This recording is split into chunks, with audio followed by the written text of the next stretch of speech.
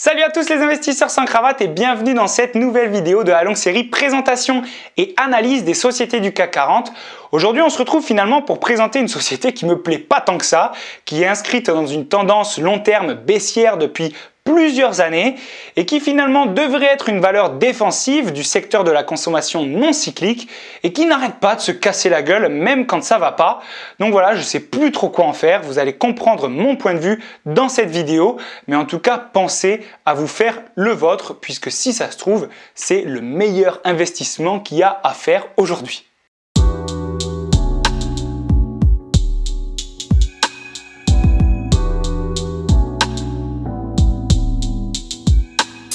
Encore une fois, avant de commencer, pensez à vous abonner à cette chaîne si les formats vous plaisent et que vous voulez continuer à voir ce genre de vidéos, à nous soutenir, nous aider à mieux référencer notre travail.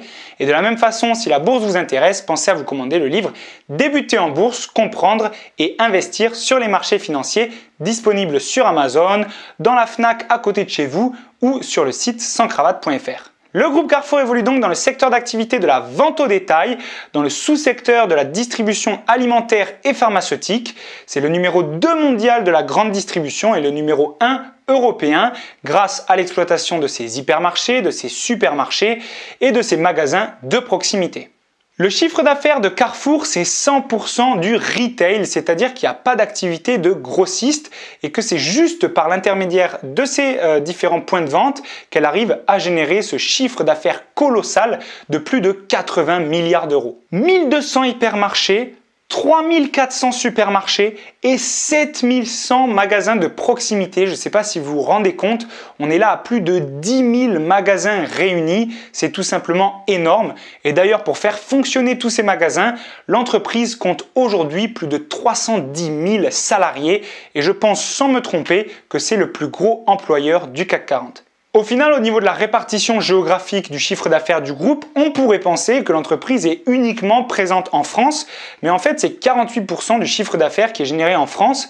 Il faut savoir qu'il y a aussi la moitié qui est générée donc dans le reste de l'Europe et aussi principalement au Brésil, presque 20% du chiffre d'affaires est généré là-bas. Ensuite, il y a une part quand même non négligeable du chiffre d'affaires, 3%, qui concerne l'exploitation des magasins à Taïwan. Au niveau des actionnaires majoritaires, ce sont 3 familles qui se partagent 25% du capital de l'entreprise Carrefour. Il s'agit de la famille Moulin, Dinis et Arnaud. Ensuite, on retrouve Carrefour et ses salariés qui, eux, sont présents à plus de 1% du capital.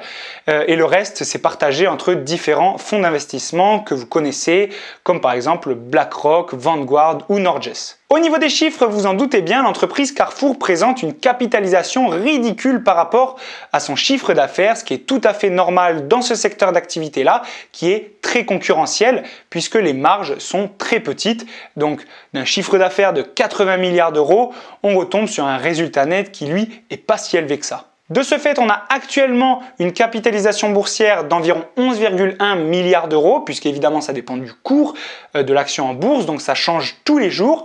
On a une valeur d'entreprise, elle, qui va être supérieure à la capitalisation puisque la dette nette est positive, donc on a une valeur d'entreprise d'environ 18 milliards d'euros et on a un résultat net qui, lui, est inférieur à 1,2 milliard d'euros alors qu'on part d'un chiffre d'affaires de 80 milliards. Est-ce que vous vous rendez compte ? Et la raison pour laquelle on retrouve un résultat net si faible, on en parlait tout à l'heure, c'est à cause des marges qui sont toutes petites. On retrouve une marge d'exploitation d'environ 2,5%. Cette dernière est quand même assez stable et régulière d'année en année. Par contre, au niveau de la marge nette, on est là sur quelque chose de pas du tout stable. On est même négatif certaines années, puisqu'on a un résultat net négatif. Et donc, la marge nette, elle, évolue plus aux alentours des 1,4%. En fait, quand on regarde le compte de résultat de l'entreprise Carrefour dans les détails, on se rend compte qu'en 2015, elle a fait plutôt une très bonne année, qu'en 2017 et 2018, elle a souffert de 2 résultats nets d'affilée négatifs, donc une perte de trésorerie qui est non négligeable pour arriver à dégager des dividendes pour les actionnaires et à réinvestir dans l'entreprise justement. Et en 2019, cependant, elle a quand même réussi à revenir de 2 années difficiles pour de nouveau présenter un résultat net très convaincant. D'ailleurs, en 2019, le BNPA de l'entreprise, c'est-à-dire son bénéfice net par action, n'est pas du tout ridicule, loin de là. Il est de 1,4 € dans une action qui cote aux alentours des 13-14 €. Donc on est là sur un PER aux alentours des 10. La dette nette, quant à elle, tourne aux alentours des 4 milliards d'euros. Quand on la compare aux capitaux propres qui, eux, sont aux alentours des 10 milliards d'euros, c'est quand même assez rassurant. Et au final, quand on compare justement les capitaux propres à la capitalisation d'entreprise, c'est-à-dire qu'en fait, on compare le cours de l'action en bourse à la valeur comptable d'une action, la valeur réelle, la valeur intrinsèque, ben finalement, on a des chiffres qui sont quand même assez proches. Donc, c'est pas inquiétant. On se dit pas que l'entreprise est survalorisée par rapport à ce qu'elle vaut réellement. Donc là, on serait potentiellement arrivé sur un cours de base, de fondation pour que l'entreprise potentiellement redevienne intéressante en termes de rendement dans un premier temps, en termes de valeur défensive aussi, et pour peut-être potentiellement retrouver un cours qui sera croissant dans les prochaines années, puisque oui, c'est dans ce genre d'entreprise que beaucoup croient dans un avenir incertain pour l'économie globale.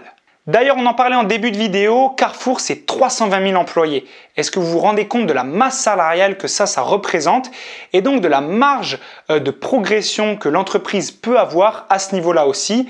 C'est quand même inquiétant, certes, mais l'intelligence artificielle et les outils sur le data vont permettre à l'entreprise de se développer énormément et l'automatisation de certaines tâches vont évidemment permettre à l'entreprise d'alléger sa masse salariale. D'ailleurs, l'entreprise est en train d'investir grâce à des partenariats faits avec Google justement dans l'intelligence artificielle, hein, attention à l'utilisation de ce mot, justement pour réussir à créer des modèles qui leur permettraient d'optimiser la supply chain par exemple, l'échange d'informations, le marketing, l'approvisionnement de l'entreprise, comme par exemple avec le temps qu'il fait tout simplement par la météo qui est prévue dans les prochains jours. Ils vont être capables au nombre près de vous sortir le nombre de croissants qui vont être vendus dans la journée. C'est exactement ce genre de choses que va réussir et que va essayer du moins d'optimiser le géant de la grande distribution dans le monde. Voilà, j'espère que cette vidéo vous a plu. Elle était moins longue que les autres tout simplement puisque l'entreprise ne m'intéresse pas pour mon portefeuille. Cependant, dans le contexte actuel, avec un bêta aux alentours des 0,6 et donc une volatilité qui est moindre, elle retrouve justement son attrait pour un portefeuille défensif potentiellement de rendement puisque son taux de distribution est assez satisfaisant, pas trop haut, aux alentours des 50% et que le rendement offert est donc équivalent au rendement moyen du CAC 40, c'est-à-dire 3,5, 3,6, 3,7%. Sur ce, je vous laisse avec ça. Si l'entreprise vous intéresse, pensez à faire de plus amples recherches par vous-même. En tout cas, moi, je vous retrouve dans une prochaine vidéo. Ciao, ciao et à mercredi prochain.